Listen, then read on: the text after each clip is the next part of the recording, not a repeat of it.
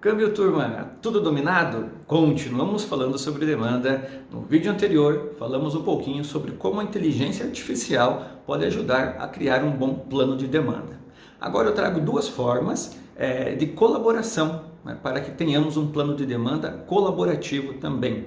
Primeiro, previsão de vendas, aonde a equipe de vendas, desde o vendedor, passando por toda a hierarquia, né, até o vice-presidente de vendas, dando um ok nesse número vindo do campo. Está mais próximo do cliente, mais próximo do consumidor, vendo quais são as tendências, né? E esse número seja válido, seja relevante, para que os analistas de demanda, os cientistas de dados possam amadurecer esse número, colocá-lo na previsão e fazer parte realmente da construção do plano de demanda.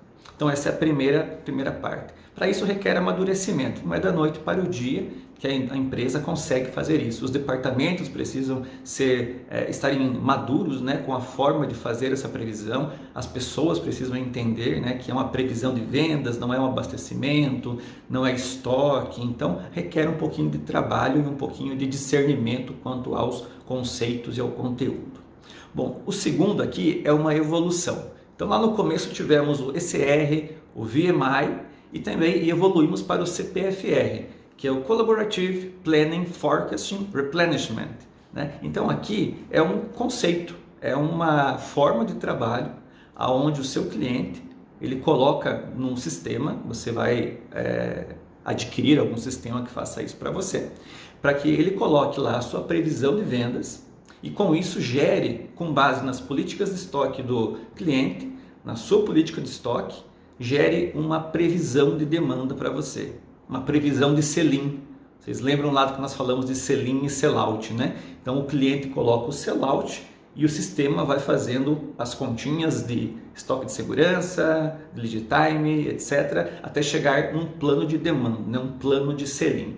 Então isso já é um processo bem robusto, um processo de colaboração que realmente ele abrange toda a cadeia e tem um nível, né, de amadurecimento, um nível de assertividade muito maior.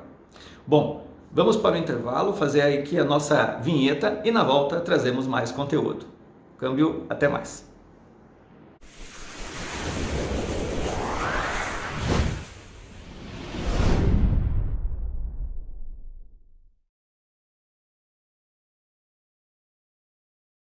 Olá, voltamos. Bom, então depois de vermos várias formas, né, de criarmos um plano de demanda, ferramentas, processos, como fazer isso, chegamos ao finalzinho da nossa discussão sobre demanda.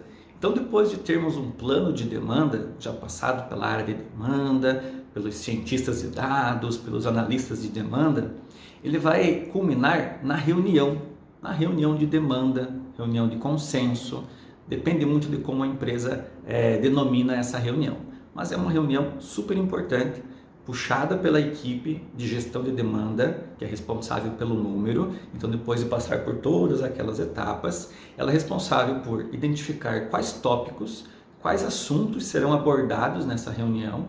É uma reunião também que a equipe de demanda, junto com a equipe de S&OP, precisa entender quais são os participantes necessários, participantes que tomem decisões, que realmente você leve um assunto e ele tome a decisão e saia um consenso dessa reunião, né? Então é importante revisar listas de participantes, já falamos sobre tópicos, né? Os assuntos necessários para serem discutidos, os participantes, datas. Então uma data para fazer uma reunião de consenso, ela é super importante para que o resto da cadeia consiga se organizar para esta demanda acordada. Então você tem que avaliar a sua cadeia. Falamos sobre isso lá no comecinho, sobre o nosso plano, o horizonte de planejamento, né? Então que data é importante, que datas, né, você pode criar um plano de demanda e consensar ele para que toda a cadeia possa refletir os seus planos com base nisso.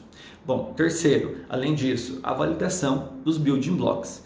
Então, building blocks são as ações, né, que as áreas convertem para o time de demanda. Olha, vou ter uma ação de preço, uma ação de marketing, vou fazer um promo pack, vou dar um desconto especial para um canal. Então esses building blocks devem ser discutidos nessa reunião de demanda e saia de lá um consenso. Então se uma promoção de uma viagem para fora do país, ela traz um acréscimo de 10% na demanda, porque as pessoas vão querer comprar para participar da promoção, todas as áreas deverão estar consensadas, né? Para que realmente esse número seja passado para frente, para todas as áreas se organizarem quanto a isso. Apenas um exemplo, né?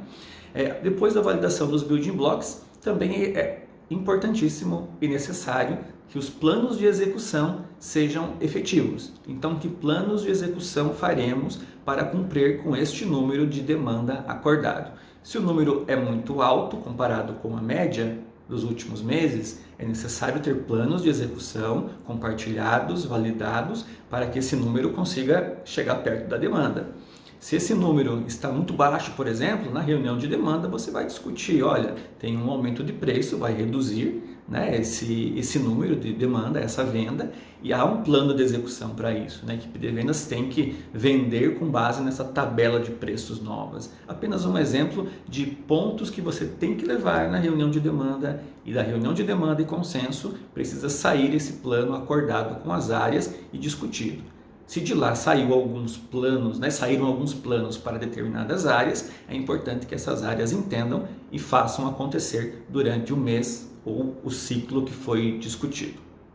Fato importante que depois de consensado o número de demanda, esse número não é mais do time de gestão de demanda, por exemplo. Ele é o número da empresa, é o número que a empresa consensou. Então, se a demanda está certa ou está errada, não é culpa lá do time de demanda, mas é culpa da empresa, por exemplo, né? Que deu ok para os building blocks, deu ok para as ações, que falou que ok, queria conseguir fazer esse número. Então, é um esforço de todas as áreas para que se cumpra esse número. Então, é importante ter esse discernimento. Muitas vezes acaba culminando apenas numa área, mas não. Depois da reunião de consenso, esse é o número da companhia. Bom, por hoje é só, pessoal.